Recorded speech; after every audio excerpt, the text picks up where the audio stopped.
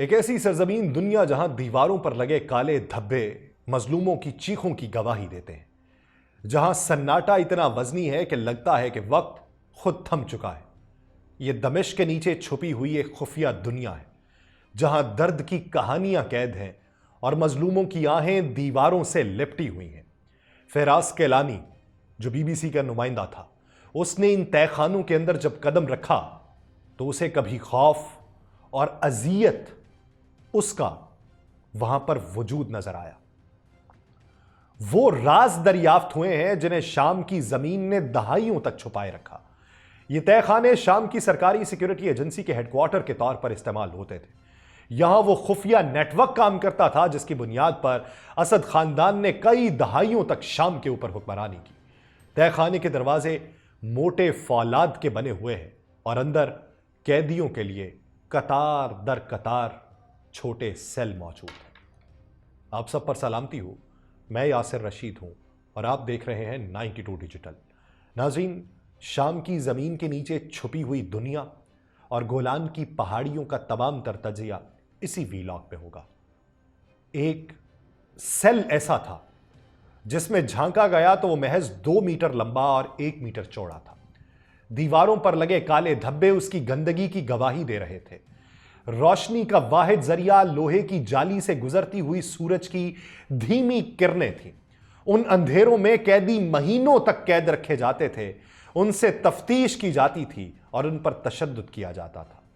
یہ سیل دمشق کے کفر سوسا علاقے میں زمین کے نیچے واقع ہے، جہاں ہر روز ہزاروں شامی شہری بے خبری میں اپنی زندگی کے معمولات سر انجام دیتے رہے، بالکل ان تہہ خانوں کے اوپر جہاں ان کے ہم وطن اذیت سہتے تھے۔ راہداری کے فرش پر اب بشار الاسد کی پھٹی ہوئی تصاویر بکھری پڑی ہیں۔ وہ فائلیں جنہیں خفیہ ایجنسیز شہریوں کی نگرانی کے لیے استعمال کرتی تھیں ان تہہ خانوں میں موجود ہیں۔ یہ جگہ قیدیوں کے لیے ایک عارضی ٹھکانہ تھی جہاں سے انہیں سیدنایا جیسی بدنام زمانہ جیلوں میں منتقل کیا جاتا تھا، جہاں مزید اذیت ان کا مقدر بنتی تھی۔ یہ نیٹ ورک جو کبھی طاقت اور خوف کی علامت تھا، اب ایک اجڑی ہوئی دنیا کی کہانی سناتا ہے۔ تصور کریں ایک ایسی جگہ جہاں ظلم کا سایہ ہر سانس پر بھاری ہو، جہاں وقت نے موت اور تشدد کے نشان چھوڑ دیے ہوں، ایک گمشدہ دنیا جہاں 15,102 بے گناہ جانیں تشدد کی بھیٹ چڑھ گئی ہوں اور لاکھوں قیدی اب بھی انصاف کے منتظر ہوں اور اندھیروں کے اندر قید ہوں۔ یہ شام کے وہ عقوبت خانے ہیں جو انسانی تاریخ میں بربریت کی خوفناک یادگار بن چکے ہیں۔ شام کی ایک آزادانہ مانیٹرنگ تنظیم SNHR کے مطابق جولائی 2011 میں بشار الاسد کی حکومت کے خلاف بغاوت کے بعد سے ان عقوبت خانوں میں 15,102 افراد تشدد کے باعث اپنی جانیں گنوا چکے ہیں اور رواں برس اگست تک 1,30,000 سے زائد افراد کو زبردستی ان زندانوں میں قید رکھا گیا۔ ایمنسٹی انٹرنیشنل کے مطابق شام کی سابقہ حکومت نے دہائیوں تک اپنے مخالف آوازوں کو دبانے کے لیے تشدد، جبری گمشدگی اور اذیت کا سہارا لیا۔ یہ اعداد و شمار یہ واضح کرتے ہیں کہ ملک کی انٹیلیجنس ایجنسیز نہ صرف طاقتور ہیں بلکہ ہر قسم کے احتساب سے آزاد ہیں۔ یہ عقوبت خانے ایک ایسی حقیقت کی عکاسی کرتے ہیں جہاں انسانی زندگی کی قیمت صرف ایک خاموشی اور خوف کی حکمرانی ہر گوشے میں گونجتی ہے۔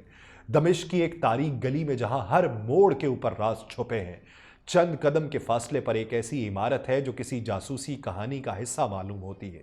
یہ جنرل انٹیلیجنس ڈائریکٹوریٹ ہے، ایک ایسا مرکز جہاں ہر فائل، ہر سرور، ہر الماری وقت کے ان گنت رازوں کو چھپائے بیٹھی ہے۔ لیکن آج ان رازوں کی گمشدہ داستان سامنے آنے کو شام کے سیکیورٹی ہیڈ کوارٹر سے چند 100 میٹر کی دوری پر جنرل انٹیلیجنس ڈائریکٹوریٹ تک جو لوگ پہنچے، جو جاسوسی کے ان گنت نیٹ ورکس میں سے ایک تھا، جس پر اسد حکومت کے مخالفین کا الزام یہ تھا کہ یہ عام شامی شہریوں کی ہر تفصیل اور سرگرمی پر نظر رکھتی تھی، وہاں پر ایک کمپیوٹر سرور روم نظر آتا ہے جس کی سفید دیواروں پر جدید ٹیکنالوجی کا عکس نمایاں دکھائی دیتا ہے۔ جگہ جگہ پہ بلیک ڈیٹا سٹوریج سسٹمز رکھے گئے تھے۔ اگرچہ دمشق کے زیادہ تر علاقوں میں بجلی منقطع تھی، لیکن یہ جگہ خاص تھی کیونکہ یہاں بجلی کی ترسیل کے لیے علیحدہ نظام موجود تھا۔ ڈیجیٹل سسٹم کے ساتھ ساتھ کاغذی ریکارڈ بھی بڑی تعداد میں محفوظ تھا۔ ہر طرف نوٹ بکس، فائل سے بھری الماریاں اور لوہے کے شکستہ ڈبے موجود تھے جو کئی دہائیوں کی جاسوسی کا ثبوت پیش کرتے رہے۔ یہ ظاہر ہوتا ہے کہ اس عمارت کو چھوڑنے والے اہلکاروں کو ریکارڈ بھی تلف کرنے کا وقت نہ ملا۔ وہاں پر کئی سالوں کا غیر معمولی مواد محفوظ تھا اور ایک ایسا ڈبہ دیکھا گیا جس میں کارتوس تک رکھے ہوئے تھے۔ اس عمارت کی ہر الماری اور ہر سرور ایک ایسی کہانی سناتا ہے جو شام کی عوام کی زندگیوں کو دہائیوں سے کنٹرول کرتی آ رہی تھی۔ ایک کمرے میں پڑے ہوئے ہتھیار، میز پر رکھی دستاویزات اور جنگ کے ایک اور چہرے کی جھلک، یہ کوئی عام منظر نہیں تھا بلکہ دمشق کے گہرے راز کا دروازہ تھا جو ان لوگوں کی کہانی سناتا ہے جنہوں نے اپنی ہی عوام کے خوف کے سائے میں جکڑ رکھا تھا۔ دوسرے حصے میں مارٹر، بارودی سرنگیں اور دیگر خطرناک ہتھیار موجود تھے، اور ایک جنگجو بھی تھا جو ہیئت تحریر الشام سے تعلق رکھتا تھا جو وہاں پر وزٹ کرنے والوں کے ساتھ گیا۔ وہی اسلامی گروہ جو اب دمشق کا کنٹرول سنبھال چکا ہے۔ اس سے یہ پوچھا گیا کہ یہ ہتھیار یہاں پر کیوں موجود ہیں، تو جواباً یہ سننے کو ملا کہ اسد حکومت کے دنوں میں روس کے تعاون سے ان سرکاری اداروں کو شامی شہریوں کے خلاف کارروائیوں کے لیے ہیڈ کوارٹرز میں تبدیل کر دیا گیا تاکہ عوام کو دبایا جا سکے۔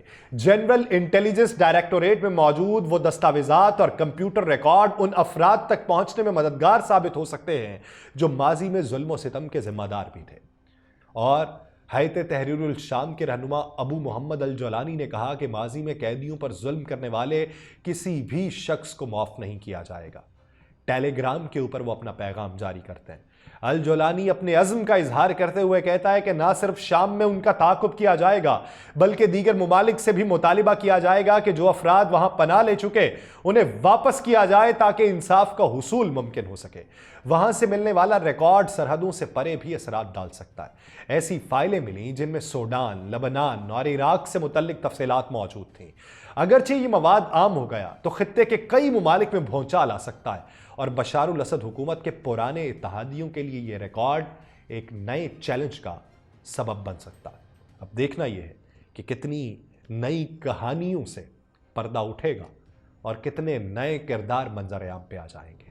لیکن اسی بیچ میں کہ جب بات چیت یہ ہو رہی ہے کہ ظلم و جبر اور تشدد کا سامنا کرنا پڑا شامیوں کو اور اب ان کی فتح ہو چکی ہے، لیکن دوسری طرف اسی معمولات کو دیکھتے ہوئے، انہی حالات کو دیکھتے ہوئے اسرائیل جو ہے وہ گولان کی پہاڑیوں کے اوپر اپنا قبضہ مضبوط کرنے کے در پہ ہے اور بہت حد تک وہ مضبوط بھی کر چکا ہے۔ گولان کی پہاڑیاں جہاں ہوا میں تنازع کی بازگشت اور زمین پر جنگ کے قدموں کے نشان باقی ہیں۔ اسرائیل کی حالیہ پیش قدمی نے نہ صرف سرحدوں کے تقدس کو چیلنج کیا ہے بلکہ پورے خطے کو ایک نئے تنازع کی دہلیز پر لا کھڑا کیا ہے۔ اسرائیلی فوج نے گولان کی پہاڑیوں پر قائم غیر فوجی بفر زون سمیت شام کے سرحدی حدود میں موجود چند اہم مقامات پہ قبضہ کر لیا ہے، اور بنجمن نیتن یاہو کا کہنا ہے کہ اس نے اسرائیلی دفاعی افواج یعنی IDF کو گولان کے پہاڑی علاقوں میں موجود بفر زون اور دیگر اہم نزدیکی کمانڈنگ پوزیشن پر قابض ہونے کا حکم دیا ہے۔ نیتن یاہو نے اپنے بیان کے اندر یہ وضاحت کی ہے کہ شام میں بشار الاسد کی حکومت کے ممکنہ خاتمے کے بعد اسرائیل کو باغی گروہوں کے ممکنہ حملوں سے محفوظ رکھنے کے لیے یہ قدم عارضی طور پہ اٹھایا گیا۔ اسرائیل کے اس اقدام کے خطے میں سخت مذمت کی جا رہی ہے، خاص طور پہ سعودی عرب اور دیگر عرب ممالک نے اسے سرحدی قوانین کی سنگین خلاف ورزی دیا ہے۔ گولان کی پہاڑیاں جہاں زمین اور خون کے بیچ ایک تلخ تاریخ گڑی ہوئی ہے، آج بھی عالمی سیاست کا مرکز ہے۔ اسرائیل کا قبضہ جس نے کئی دہائیوں تک جنگوں کی گونج سنی ہے، اب ایک نیا تنازع بن کر دنیا کی نگاہوں میں ہے۔ گولان کی پہاڑیاں جنوب مغربی شام سے لے کر شمال مشرقی اسرائیل تک پھیلی ہوئی ہیں اور فی الحال ان پر اسرائیلی فوج کا قبضہ ہے۔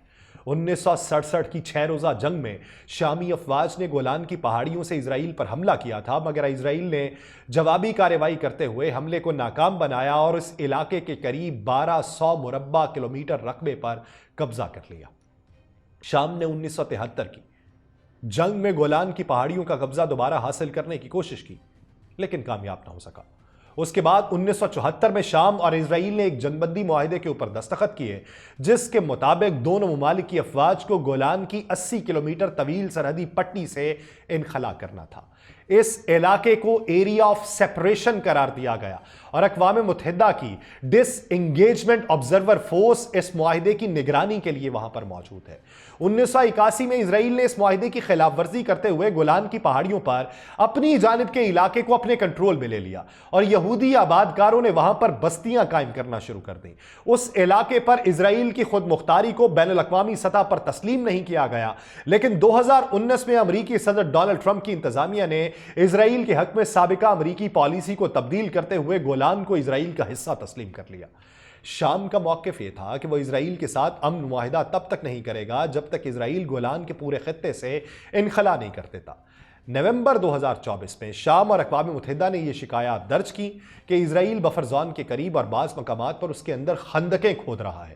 گولان کی پہاڑیاں ایک زمین کی جنگ نہیں ہے بلکہ جغرافیائی حکمت عملی کی لڑائی کا منظرنامہ بن چکی ہے۔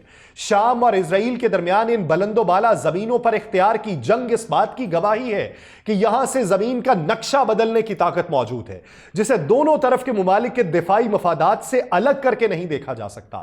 جب گولان کی پہاڑیوں پر شام کا کنٹرول تھا تو 1948 سے 1967 تک وہ پورے شمالی اسرائیل پر گولہ باری کے لیے باقاعدگی سے توپ خانے کا استعمال کرتا تھا۔ شام کا دارالحکومت دمشق ان پہاڑیوں سے تقریباً 60 کلومیٹر شمال کے اندر واقع ہے اور ان پہاڑیوں کی بلندی سے دمشق سمیت جنوبی شام کے بیشتر حصے واضح دکھائی دیتے ہیں۔ اس جغرافیائی کی وجہ سے اسرائیل کو یہاں پر ایک مثالی مقام ملتا ہے تاکہ وہ شامی فوج کی نقل و حرکت پہ نظر رکھ سکے۔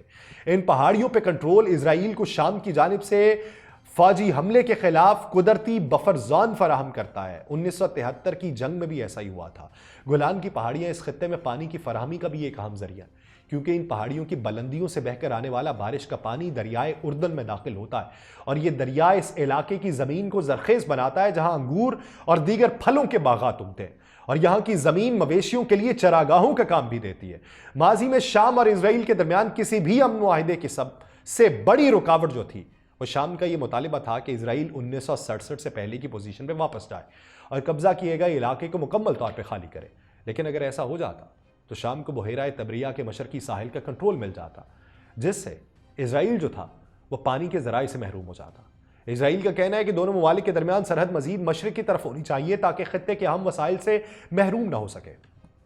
اسرائیل میں عوامی رائے جو ہے وہ گولان کی پہاڑیوں پر قبضہ برقرار رکھنے کی ہے اور اسی حکمت عملی کے لحاظ سے اسرائیل اس کی حفاظت کرتا ہے۔ لیکن 1967 کی جنگ کے دوران گولان سے نقل مکانی کرنے والے بیشتر شامی عرب باشندے اب گولان میں واپس نہیں آئیں گے۔